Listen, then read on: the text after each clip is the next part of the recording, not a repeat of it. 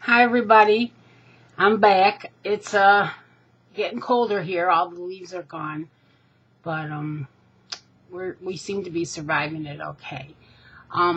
Did you watch V last night on TV? Channel, well, it would be the ABC channel.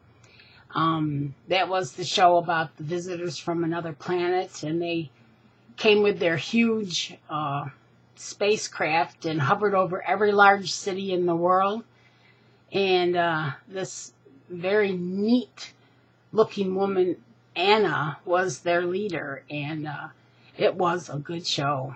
I really liked it. It left a lot of questions at the end, and it did get kind of dicey. I don't want to give it away for those of you that didn't see it that might want to, but looks like it's going to be a good series, and I'll be interested to see what develops. It started off pretty good, so just want to know if anybody else saw it too, and if you liked it. I'd also like to chime in on Melissa, Imperceptibleme's name game. I just got off the phone with Dad. He's doing fine, by the way. And I said, how did you come by my name? And he said, well, your mother loved the name Barbara, and she wanted to name you that. And my middle name is Jean, and her middle name was Jean, so that's how I became Barbara Jean. She just really liked it, and it was very popular in those days. In my high school class, we had 116 students, and 5 of us were Barbaras. But you never hear it much these days. It's becoming an old-fashioned name almost, like Helen and Ethel and Mabel, and I guess people be able to tell what generation we're from just from our name. But it was very popular in the during the 50s. A lot of people were named Barbara. I remember a mailman we had when I was a little kid. He'd come and drive up and drop the mail off, and he called me Babs. And I said to my mother, why does he call me Babs? And she said, well, that's a nickname for Barbara. But my family always called me Barbie when I was a little kid, and some of my friends still do. But then, of course, it was shortened to Barb. But my grandmother and my auntie always called me Barbara.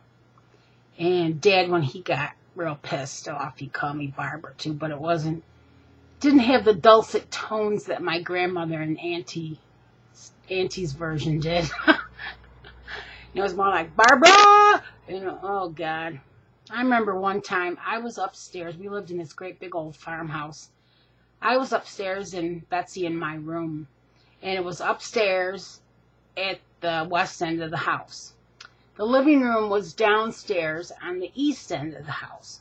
Well, I heard him bellow my name one day. I went tearing down the stairs and ran into the living room. I said, what do you want?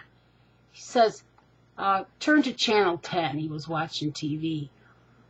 Well, I was so pissed off. I said, you called me all the way down here just to turn the channel? Because he didn't want to have to get up, the lazy bone. He says, just do it. So I did it, and I wanted to smack him in the head for that, but I'll never forget that. Bellowing my name like that, and I thought, oh, now what did I do? Really didn't do anything. Let's see.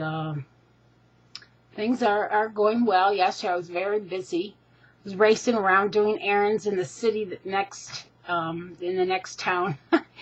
And I didn't have my watch on. Well, actually, my watches are all old and conked out, so I just rely on the clocks that are around me.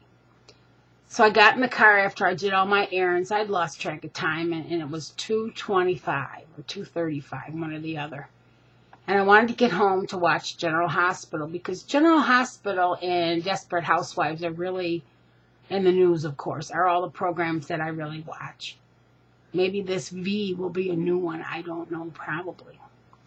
So I thought, well, can I get home in time before it starts? Because with November sweeps, the shows are all good right now. So I drove like a maniac on the way home. I was speeding on the back roads as fast as I could so I could get home. I mean, yeah, I could watch it later on the SoapNet, or I could watch it on the video, and there's a girl on YouTube that tapes it. I could do it, but I really wanted to watch it when it came on. So I got home, and it was just 3 o'clock. 3:02 it said in the car. Ran in the house, and I turned the TV on. I was ready to let Trudy out, and the people on the TV, I didn't even know. And I thought, what's going on? And then I looked at the clock on the cable box. It was 2:06. I didn't change the clock in the car. So, the joke's on me this time. But the first thing I did when I got back in that car and I had to run another errand was to change the time to the correct time, because I don't want to have to get fooled like that again by myself, of all things. But it's a dark kind of overcast day, and yeah. My poor neighbor, he has pneumonia. He's across the road there. The ambulance had to come for him the other night because he couldn't breathe, and he's in the VA in Buffalo, and she has to go up there. So I'm watching the house, and a strange white pickup truck was over there earlier, and I watched him, and I called over there to see if she was there, and she didn't answer, and I said, if you don't answer, call me back within the next 30 seconds, I'm calling the cops. Because she had some car work done, and the guy lost her keys, and the house keys were on it, so we're on like high alert here. And the guy went in the side door of the garage, and I watched, and then just as I hung up from telling her to call me back, he left. So I didn't call the cops. But if somebody comes over there, strange, I'm going to call the cops. God, you just never know. But anyway, I hope you're all well and happy. My sinuses are still troubling me. I got that Flonase. I was telling Melissa. Reminds me of, oh, I can't think of it. Mr. Cotter, that show in the 70s, up your nose with a rubber hose.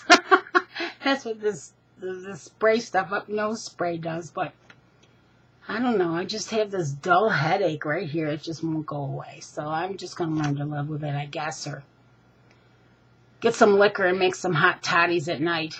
If that doesn't help you, nothing will. They got to help you, because if you have enough of them, you won't care what your head, well, you will care what your head feels like, but you won't care that you're not feeling well. Hope everybody's is feeling better. I mean, there's been a lot of crap going around, and Rosie is back to school and back to her activities, and going strong. All the kids are healthy over there, thank God, and all my other nieces and nephews are healthy, so got over that okay. So I'll see you all later. Let me know if you saw V last night and if you liked it. I think it's going to be a real kick-ass show, really. All right, bye.